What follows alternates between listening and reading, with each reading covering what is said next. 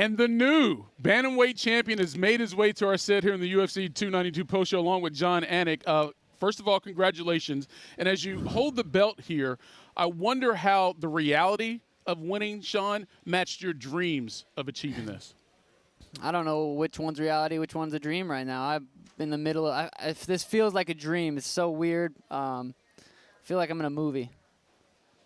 So the first thing Aljamain Sterling said in his post-fight interview was, I didn't realize how good he was. And I've been sort of on this theme all week that people are still underestimating you, and I think the world kind of knows now. What do you think?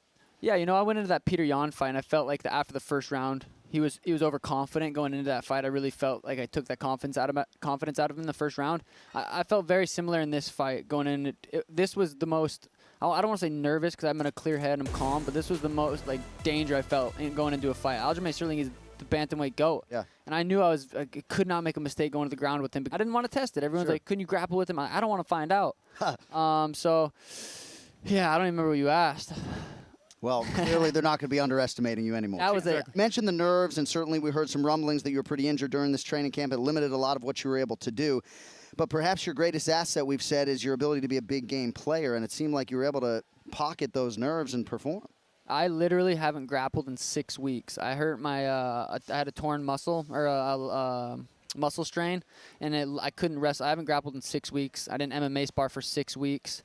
So that was more so why I was feeling a little bit nervous and those mental thoughts. But mental demons I overcame to get this, to just be in here tonight I feel like that's why I feel so crazy in my mind right now. Of course, Chito Vera was on this card. He won.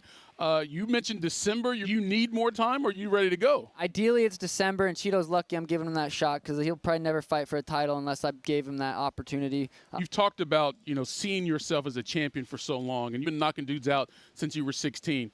Young Sean O'Malley, with those original dreams, now looking at the achievement, what would he say?